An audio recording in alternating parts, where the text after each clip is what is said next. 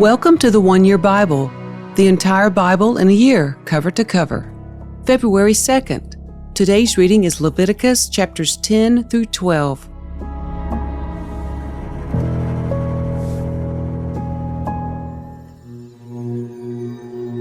Aaron's sons, Nadab and Abihu, put coals of fire in their incense burners and sprinkled incense over them. In this way they disobeyed the Lord by burning before him the wrong kind of fire, different than he had commanded. So fire blazed forth from the Lord's presence and burned them up, and they died there before the Lord. Then Moses said to Aaron, "This is what the Lord meant when he said, 'I will display my holiness through those who come near me. I will display my glory before all the people.'" And Aaron was silent. Then Moses called for Mishael and Elzaphan, Aaron's cousins, the sons of Aaron's uncle Uzziel. He said to them, "Come forward and carry away the bodies of your relatives from in front of the sanctuary to a place outside the camp." So they came forward and picked them up by their garments and carried them out of the camp, just as Moses had commanded. Then Moses said to Aaron and his sons Eleazar and Ithamar, "Do not show grief by leaving your hair uncombed or by tearing your clothes. If you do, you will die, and the Lord's anger will strike the whole community of Israel. However, the rest of the Israelites, your relatives, may mourn because of the Lord's fiery destruction of Nadab and Abihu. But you must not leave the entrance of the tabernacle, or you will die, for you have been anointed with the Lord's anointing oil." So they did as Moses commanded. Then the Lord said to Aaron, "You and your descendants must never drink wine or any other alcoholic drink before going into the tabernacle. If you do, you will die. This is a permanent law for you, and it must be observed from generation to generation. You must distinguish between what is sacred and what is common, between what is ceremonially unclean and what is clean. And you must teach the Israelites all the decrees that the Lord has given them through Moses." Then Moses said to Aaron and his remaining sons, Eleazar and Ithamar, "Take what is left of the grain offering after a portion has been presented as a special gift to the Lord, and eat it beside the altar. Make sure it contains no yeast, for it is most holy. You must eat it in a sacred place, for it has been given to you and your descendants as your portion of the special gifts presented to the Lord. These are the commands I have given. But the breast and thigh that were lifted up as a special offering may be eaten in any place that is ceremonially clean. These parts have been given to you and your descendants as your portion of the peace offerings presented by the people of Israel. You must lift up the thigh and breast as a special offering to the Lord, along with the fat of the special gifts. These parts will belong to you and your descendants as your permanent right, just as the Lord has commanded." Moses then asked them what had happened to the goat of the sin offering. When he discovered it had been burned up, he became very angry with Eleazar and Ithamar, Aaron's remaining sons. "Why didn't you eat the sin offering in the sacred area?" he demanded. "It is a holy offering. The Lord has given it to you to remove the guilt of the community and to purify the people, making them right with the Lord. Since the animal's blood was not brought into the holy place, you should have eaten the meat in the sacred area as I ordered you." Then Aaron answered Moses, "Today my sons presented both their sin offering and their burnt offering to the Lord. And yet this tragedy has happened to me. If I had eaten the people's sin offering on such a tragic day as this, would the Lord have been pleased?" And when Moses heard this, he was satisfied. Then the Lord said to Moses and Aaron, "Give the following instructions to the people of Israel. Of all the land animals, these are the ones you may use for food. You may eat any animal that has completely split hooves and chews the cud. You may not, however, eat the following animals that have split hooves or that chew the cud, but not both: The camel chews the cud, but does not have split hooves, so it is ceremonially unclean for you. The hyrax chews the cud, but does not have split hooves, so it is unclean. The hare chews the cud, but does not have split hooves, so it is unclean. The pig has evenly split hooves, but does not chew the cud, so it is unclean. You may not eat the meat of these animals or even touch their carcasses. They are ceremonially unclean for you. Of all the marine animals, these are the ones you may use for food. You may eat anything from the water if it has both fins and scales, whether taken from salt water or from streams. But you must never eat animals from the sea or from rivers that do not have both fins and scales. They are detestable to you. This applies both to little creatures that live in shallow water and to all creatures that live in deep water. They will always be detestable to you. You must never eat their meat or even touch their dead bodies. Any marine animal that does not have both fins and scales is detestable to you. These are the birds that are detestable to you.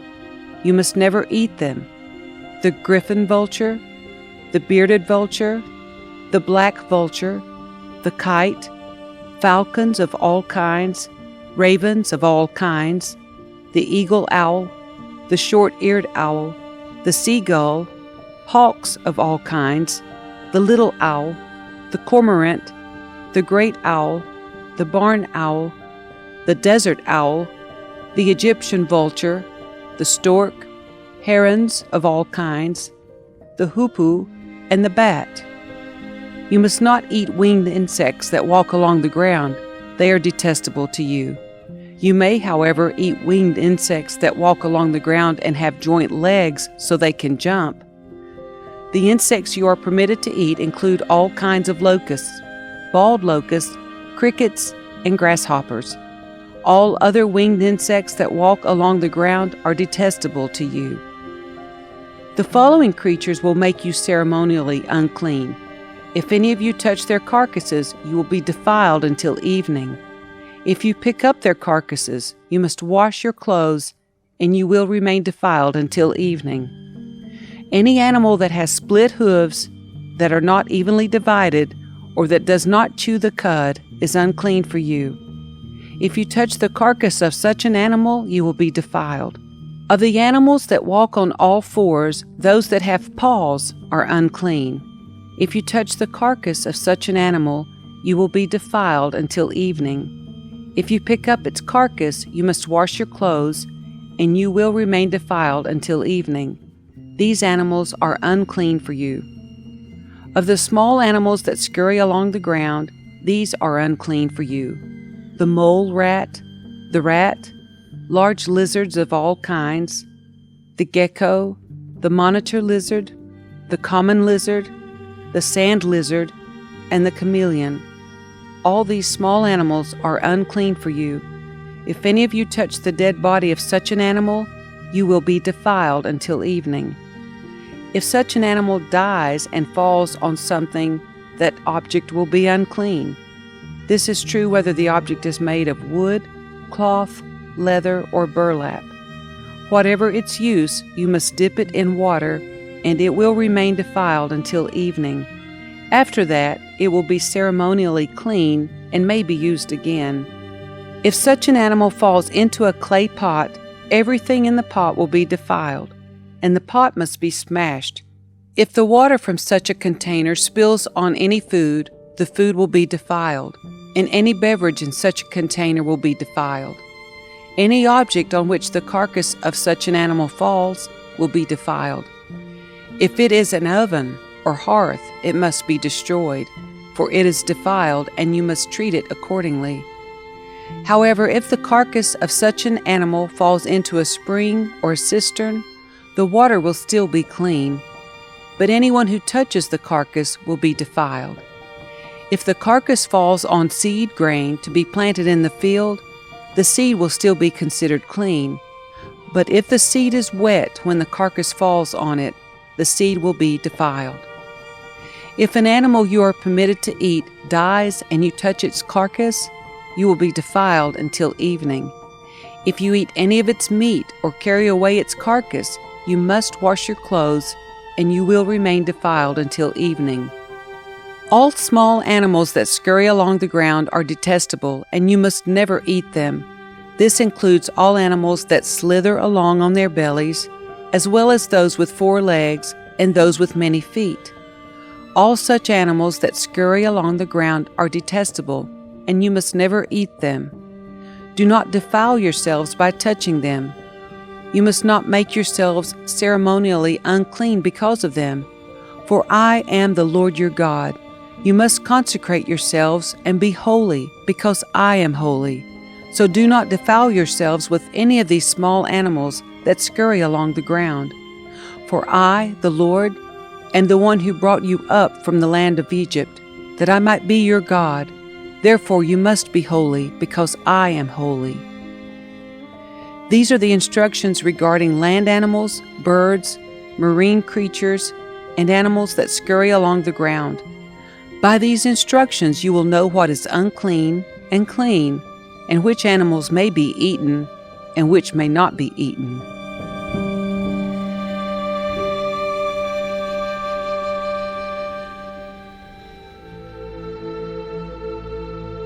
The Lord said to Moses, "Give the following instructions to the people of Israel.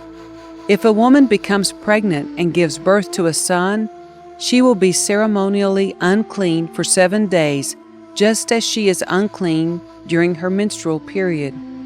On the 8th day, the boy's foreskin must be circumcised. After waiting 33 days, she will be purified from the bleeding of childbirth. During this time of purification, she must not touch anything that is set apart as holy, and she must not enter the sanctuary until her time of purification is over. If a woman gives birth to a daughter, she will be ceremonially unclean for 2 weeks, just as she is unclean during her menstrual period.